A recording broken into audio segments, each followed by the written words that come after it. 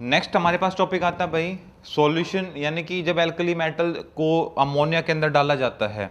अच्छा, जब solution colourless होता है या हमें कलर का फॉर्मेशन पता करना है या उनका हमें नेचर पता करना है, तो हम क्या करते हैं, रिएक्शंस कराते हैं। किसके साथ? अमोनिया के साथ। रिएक्शंस कराने का हमारे पास क्या रहता है, रीजंस भी रहता है। क्या? एक तो हमें उसका एसिडिक और बेसिक नेचर पता चल जाता है कि भाई वो एसिडिक है या वो बेसिक है।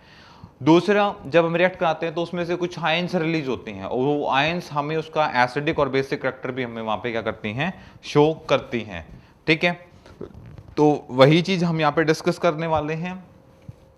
तो when alkali metal react with ammonia, जब अमोनिया के साथ रिएक्ट कराते हैं तो वो डिवाइड होती है कैटायंस और एनायन के अंदर। ठीक है। दूसरा, ये क्या करता है, जब आप अमोनिया के साथ रिएक्ट कराते हैं, react with ammonia,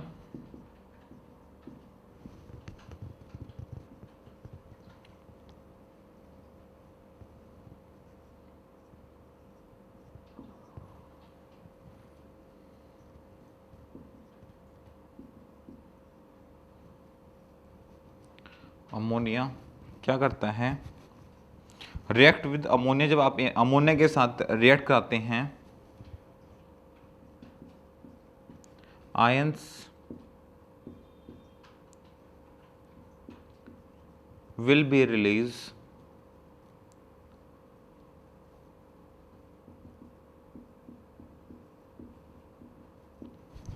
ions will be released cation and anion। ठीक है, ये आयन क्या करता है, रिलीज करता है। दूसरा, हमारे पास सबसे बड़ा बेनिफिट क्या है,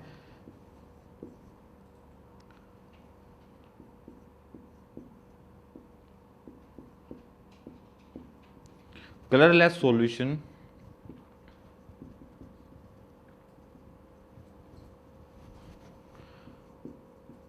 show the color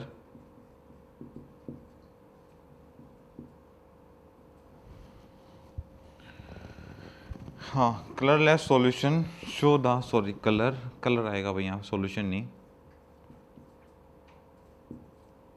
show the colours and show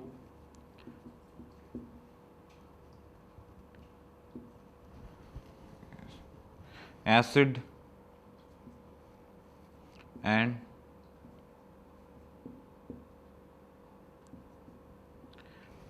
basic strength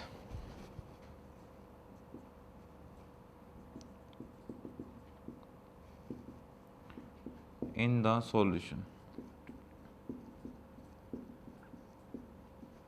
in the solution। Strength के साथ साथ फिर ये कह रहा है कि जब आप अमोनिया के साथ हम क्या करते हैं, रिएक्ट करते हैं कि एल्कली मेटल्स को जब हम मतलब एल्कली मेटल्स को जब आप अमोनिया के अंदर डालते हैं तो जो क्या करती हैं, ब्लू कलर यानी कि डीप ब्लू कलर का सॉल्यूशन प्रोवाइड करती हैं। ये हमारे लिए रिमेंबर बन जाएगा कि एल्कली मेटल्स, एल्कली थोड़ा बड़ा लिखेंगे बच्चों को अच्छे से नजर आए,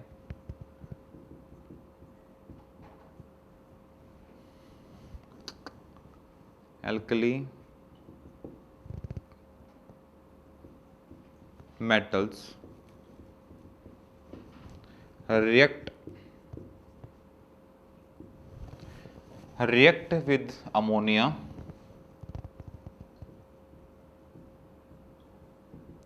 then show deep blue color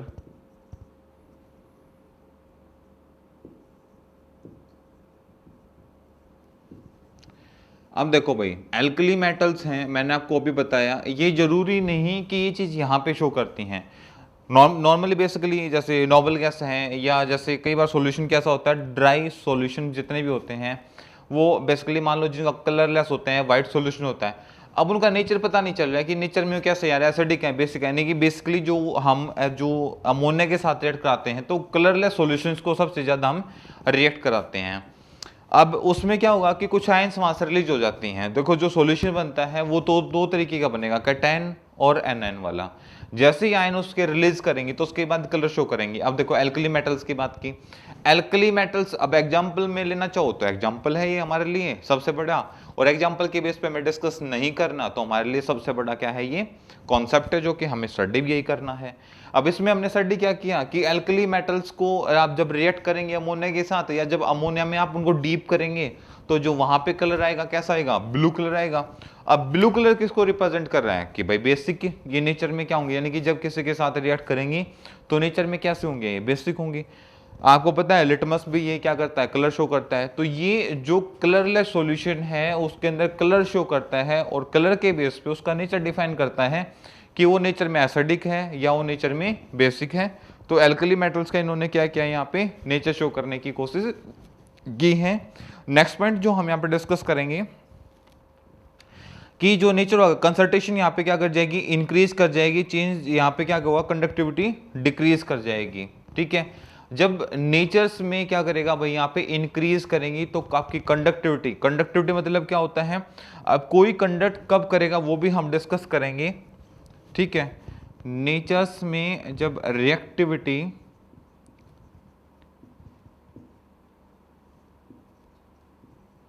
will be increase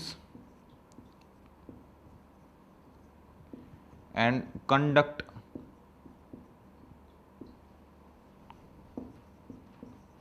will be decrease। Conductivity भाई वहां पे क्या कर जाएगी, डिक्रीज कर जाएगी। अच्छा, ऐसा करने का रीजन क्या होगा, क्योंकि कंडक्टिविटी किसके पास होगी या क्या कंडक्टिविटी किसके पास नहीं होगी, उसका पता हमें कैसे लगेगा कि कंडक्टिविटी है या कंडक्टिविटी नहीं है।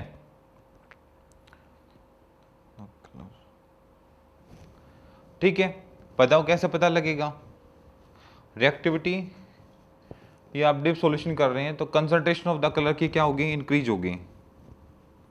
यहां पे पहले एक पॉइंट हम कंसंट्रेशन वाला डिस्कस करेंगे, concentration will be increase and conductivity will be decrease. अब कौन कंडक्ट कर रहा है कौन कंडक्ट नहीं कर रहा है उसके बारे में हमें पता चलेगा कि उसके पास नंबर ऑफ आयन फ्री हैं या नहीं है। जिसके पास नंबर ऑफ आयन फ्री होंगी, कौन से वाली, कैटायन वाले, यानी कि जिसके पास नंबर ऑफ कैटायन फ्री होंगी वो हमारे लिए क्या होगा, गुड कंडक्ट ऑफ इलेक्ट्रिसिटी। जिसके पास कैटायन फ्री नहीं होंगी वो हमारे लिए क्या होगा, bad conduct of electricity. That is doesn't matter, that is metal and that is non metal and that is metalloid. ठीक है, दोबारा फिर डिस्कस कर रहा हूं। हमने सॉल्यूशन रिएक्ट विद अमोनिया हमने बात किया। अमोनिया सबसे पहले जब कोई मेटल जब अमोनिया के साथ रिएक्ट करती है तो वो कैटायंस और एनायंस आपको दो तरीके के सॉल्यूशन बना के देती है। जब react with ammonia ions will be, जब वो रिलीज करती हैं क्या, किसको, कैटायंस एंड एनायंस को। दूसरा हमने डिस्कस किया कि जो कलरलेस सॉल्यूशंस होते हैं वो show the colour, colour show करते हैं एसिडिक एंड द बेसिक। जो उसका नेचर होगा वो वहां पे जिसकी कंसंट्रेशन ज्यादा हो गया आयंस की वो उस पर डिपेंड करता है। और कंसंट्रेशन वाला चीजें मैंने आपको वहां बता दी, concentration will be increase and conductivity will be decrease. जितना कंसंट्रेशन इंक्रीज करेगा उतनी ही आपकी कंडक्टिविटी क्या कर जाएगी, डिक्रीज कर जाएगी। और एग्जाम्पल और टर्म दोनों चीजें हैं हमारे कॉन्सेप्ट से रिलेटेड, तो वो ये हैं कि alkali metals react with ammonia, जब वो अमोनिया के साथ रिएक्ट करेंगे then show the deep colours, और जितना जितना डीप कलर दिखाना स्टार्ट करेंगे तो उनके अंदर कंसंट्रेशन उतनी ही ज्यादा क्या करेगी, इंक्रीज करेगी। और जितनी ज्यादा इंक्रीज करेगी उतनी ही ज्यादा क्या करेगी, कंडक्टिविटी डिक्रीज करेगी। अब बात करता हूं कंडक्टिविटी की, वो किस पे डिपेंड करती है, तो वो डिपेंड करती है नंबर ऑफ आयंस पे। ठीक है, तो ions will be free, ions will be free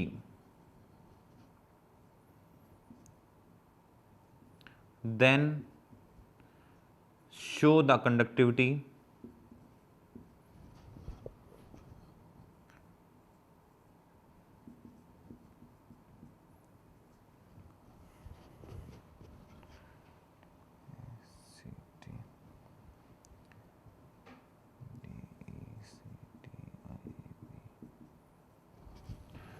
ions will be free then show conductivity and no ion, anion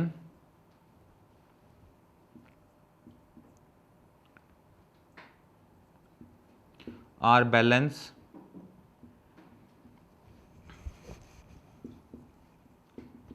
then show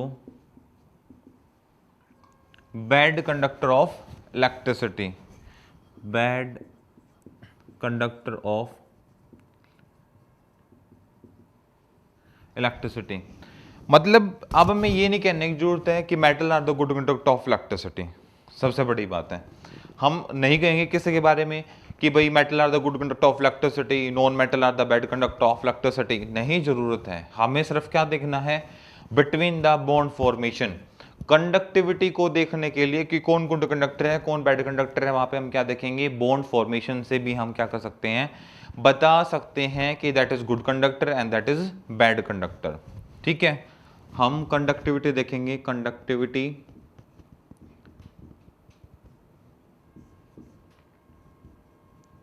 show based on bond formation.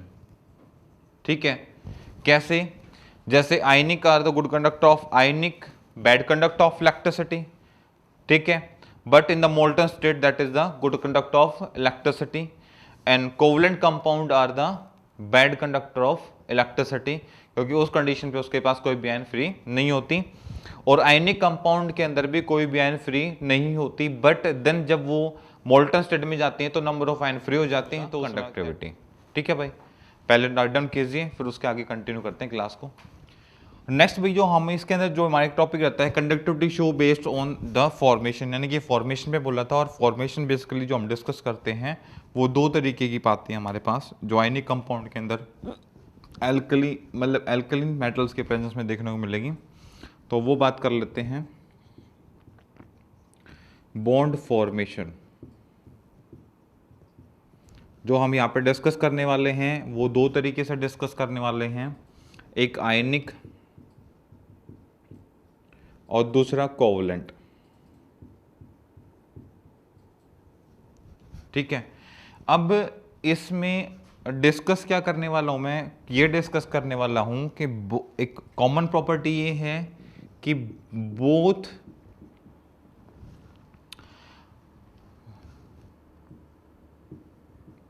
Are bad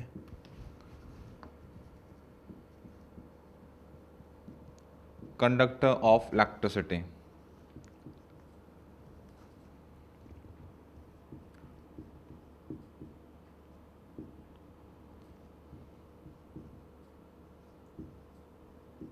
but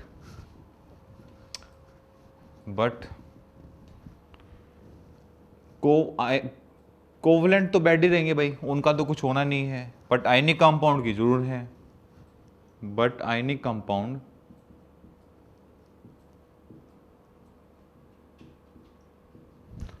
but ionic compound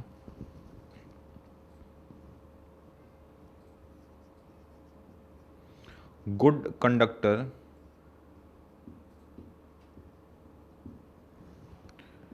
of electricity।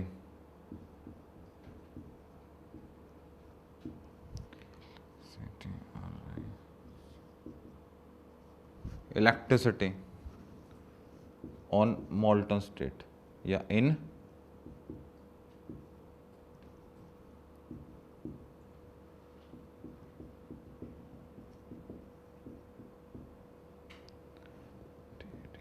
molten state।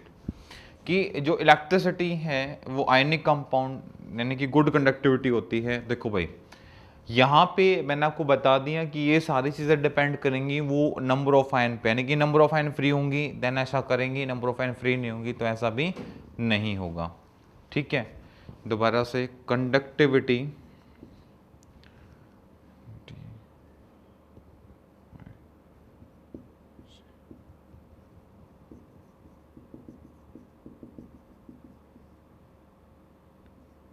Depends on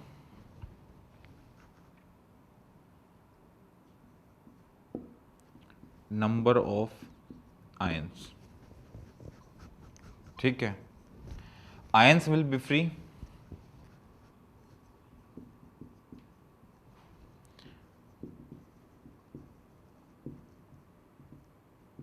ions will be free, then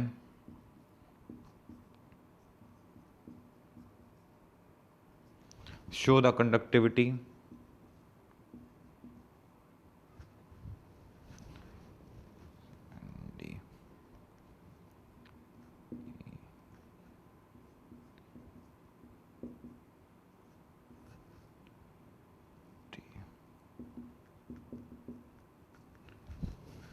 show the conductivity and no ions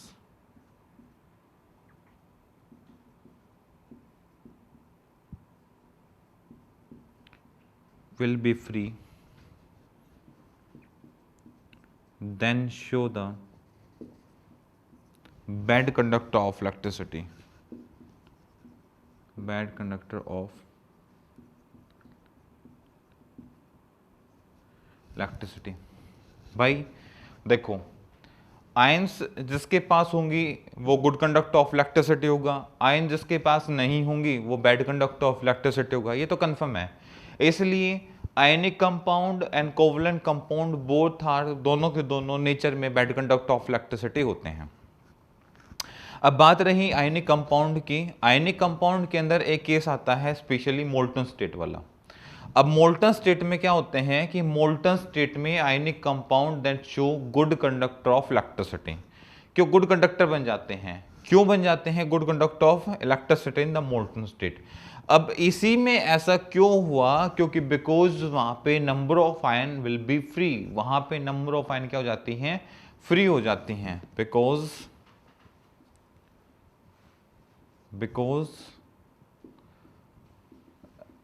number of ion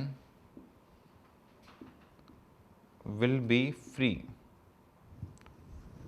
ठीक है। और number of ion free होने की वजह से क्या करते हैं, देन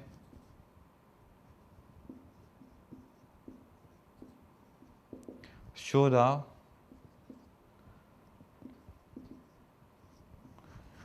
कंडक्टिविटी, ठीक है।